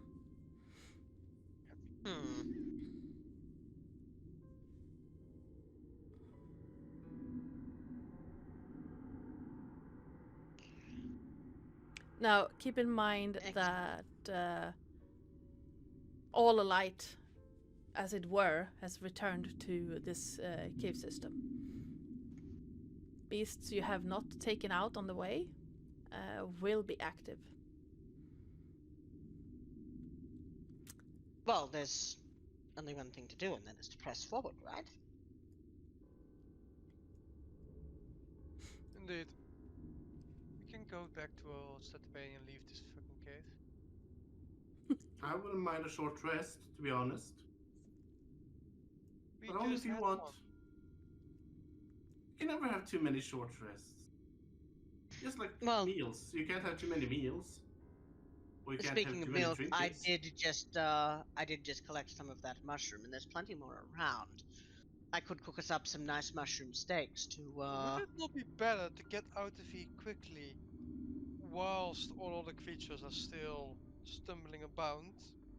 Mhm. Now that they can actually Yes, there is see that. and can start looking for us. I agree. And Twilight will say to the jeweler, Yeah. your daughter is worried. She has sent us here. We have you. We have a way out. We can go quick. I should have known it would be her to send. And I agree. Yes. So, everyone up your feet and start climbing. Let's see. Okay then. Leon makes it with not too much problem. He seems to be the agile type. The old man is surprisingly flexible and also manages to scale this small opening and drop down into the tunnel below fairly quickly. Do I roll anything? I lost my... No, you don't have to roll. As long as you take it slowly and carefully, you don't have to roll to climb this. Alright. Bluebird is going to suggest that everyone go before him because he's the one that is most likely to get stuck. He's sort of looking at his wings and just, the broadness of his own shoulders, and he's just, yes, you all go, and I will endeavor to get through without getting the Which bulk of me wings are you stuck. talking about? He's got wings. They're just not used for flight, really. Twilight will offer. Would you like us to? How long did you say this passage was? Or this? The drop down is about 15 feet, but you can climb it without problems if you're careful. So if we tied a rope around Bluebird and then with a 50-foot rope, would that take Yeah, it yeah, just yeah. in case we needed a bit of a help Absolute- to yep. pull? That would absolutely work. He'll tie a loop and sort of slip it over his torso, like through his torso, and then sort of hitch it up under his wings, so it's sort of, if they pull, it should dislodge him basically wings first, wings and chest first. Yep. And then when Twilight climbs through and climbs down, he'll have the rope with him, the end of the rope. Yes. Other end. Why did you But do yeah. that? Oh no, it's loading. Yep. There we go. Yep.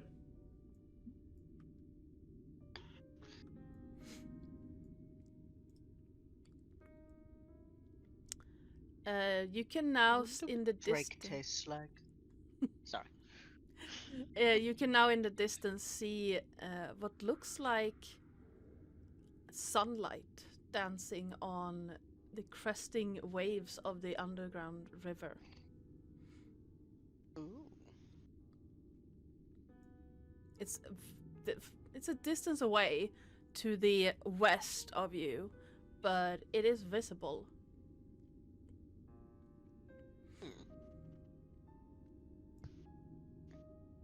there any other sounds, or can we still hear sounds of creatures stirring? Is it seem quiet ahead? Ahead, it's aside from the river. It seems quiet ahead. You can hear like the scraping and scuttling of claws on stone, and it's quite hard to tell directions. They seem to echo a little bit. But as far as you can tell, they are still some distance away. Not enough that you can like stop and enjoy the view without them coming upon you, but you should be able to stay ahead of it if you move. Then Well, I see no reason to dally. Twilight will be moving. So let's see. Okay. So Leon goes ahead a little bit. From time to time, he shakes his head and touches the back of his head a little bit gingerly, as if it's a bit sore, and says, "Earlier, I found this. I found the passage. I didn't want to drop down there because there were some really weird-looking things in the water, but I think we can climb up if we try. It's gonna be a swim though, so a wade actually. Maybe a swim for those who are a bit shorter than the rest. But we should be able to climb up. It's not terribly tall. Actually, I'll stay up the rear.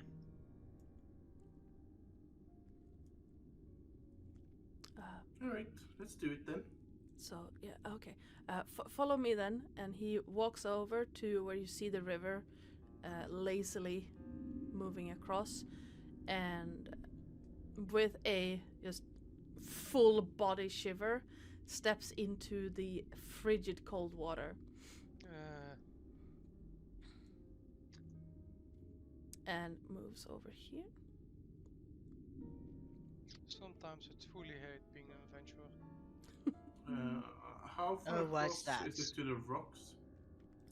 Let's see. It is 20 feet. Is there anything in the ceiling that would be possible to attach a rope to? Not that you can see from your position. Okay. Well, she's gonna follow after. Yep. In that case. Leon hops up on the rock to get out of the water, and Trinket. As soon as you get into the water, you're just like, yes, you waded through this before. It's freezing cold.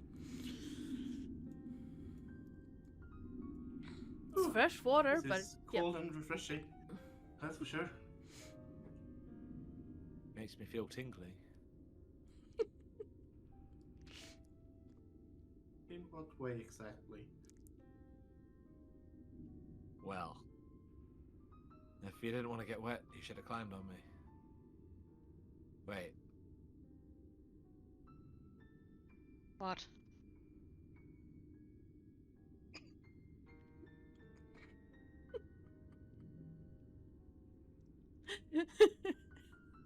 Okay. No comment. The silence was astonishing after that one. Yeah. Yes. The old man just looks at you with a very disappointed glare. All right, Captain Mushroom, simmer down. I am not the one making inappropriate comments to my fellow adventurers. Is you got too busy taken out by a portobello mushroom, mate? I mean, he does have a point. You got taken out by a fungi. I think that's an experience you've had in the past as well. Yeah, but at least mine was fucking sentient.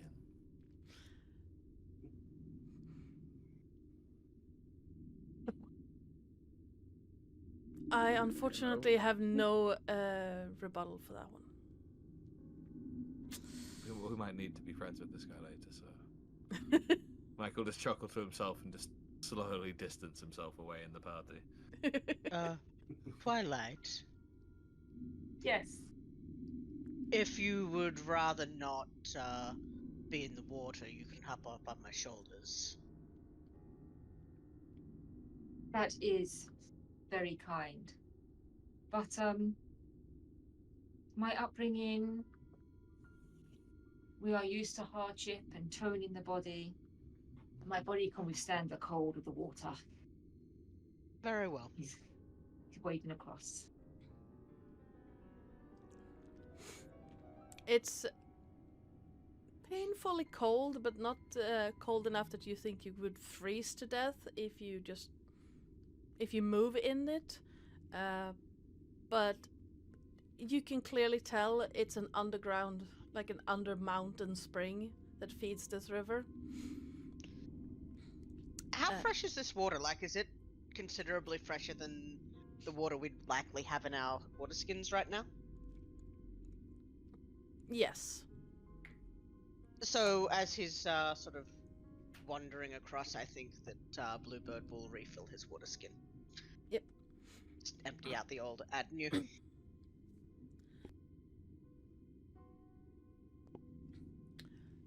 As all of you make your way on top of the rock formation, Leon once again just braces himself. Sorry. And starts wading towards the cliff or the cavern wall, where you can see the river. It looks like the river comes like from under the walls, or under the wall, and he looks up for a moment and shakes his hands off to get as much water off as possible, and he starts climbing the cliff wall. It's slow going. His clothing is waterlogged, but eventually you see him disappear over what at first looks like sheer cliff, but upon closer inspection looks like a ledge. It's about 18 feet off up from the river. So it's a long climb, but not impossible. That was Leon, the guide that's just gone up. Yeah. Did you say? Yeah. I think it is following. Yeah, it's slow going unless you have a climb speed or climbing gear, but it's not impossible. Do I have climbing gear? Let me have a look. I'm just having a look.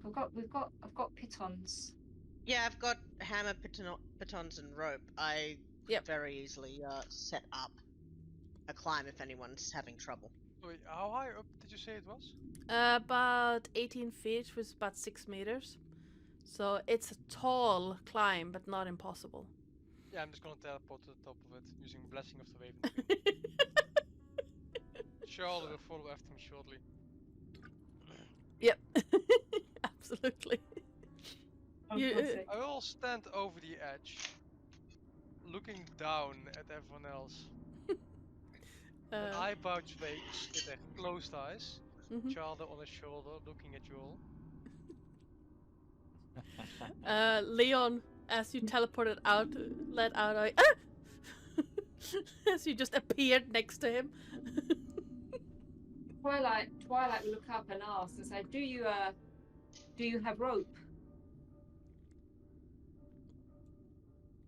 He's saying that to Ted's character. Sorry, can't remember name at the moment. I do, yes. Isara. I have some rope on my backpack.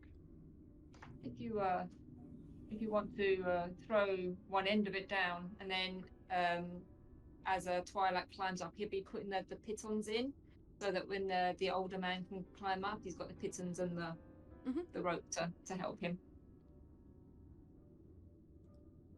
Yeshish. I'll walk over here and tie it down towards this big old rock. Mike's just trying to go full out, just climb. Yeah, Trinket is Yeah. climbing as well. Once again, Bluebird is going to take up the rear. Not so far up the rear that he's lagging, but hmm the premise is that if anyone falls, they'll fall on him, and he has more likelihood of holding on than others if that happens with a 20 strength score. Yeah. Callie. Yes, Jarls? I'm just saying it seems likely that Mike will be the one to fall. Well, what's Mike's strength score then? Oh, it's actually not bad. 18. Oh. That's why he keeps attacking with the longsword. Yeah. Mm. A I was few very fortunate with the rolls. a few grueling, cold, and frankly hand-hurting moments. Pittons might be helping, but they still hurt your hands when you try to balance, even though you're supposed to haul yourself up. You use your legs. Just a couple of moments as he's climbing where it's just, oh yeah.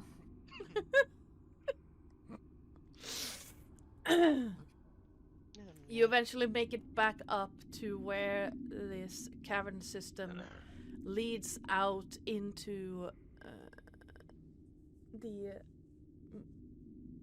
midday light. And you see the old man just pausing, resting with his hands on his knees and shaking himself several times. The younger man, Leon, is still from time to time just touching his head and shaking himself. And then you hear almost a choked laughter of relief. Just, oh, we made it. Shame about the others, though, but we made it out. Others? Yeah, on the way in, you found the rest of the expedition. Oh, so they are the only survivors. Yeah. Ah. One was being eaten by the Alright, I remember that, Grimlocks, and Yeah. 3 were being eaten by sea drakes. I remember that now, yes. Yep.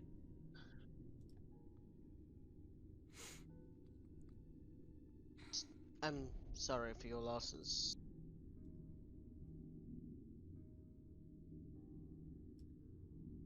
Had you been an adventuring party long? Oh, we weren't really an adventuring part. We heard about this cave system with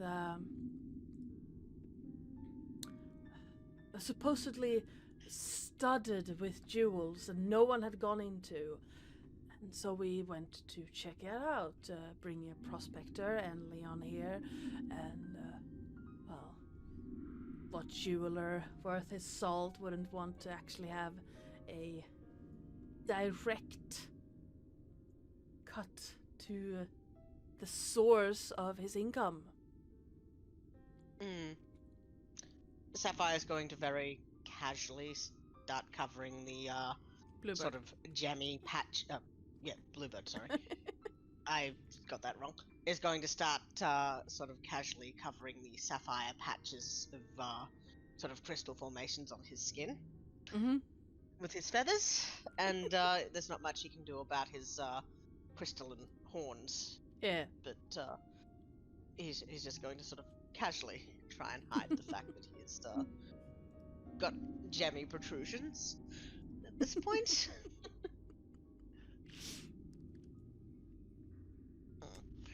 There we go. I'm gonna give you a circle of some light here. No brain. It's not the circle of light. And with the return to what looks like the surface, you have made it out alive out of this lair.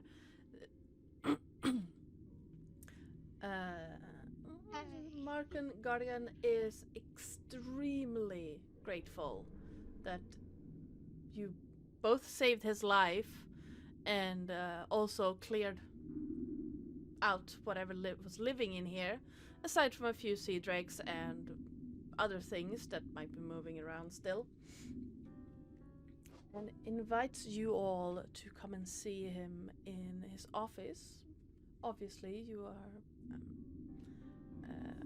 going there anyway for the reward from his daughter for, bringing her dad back.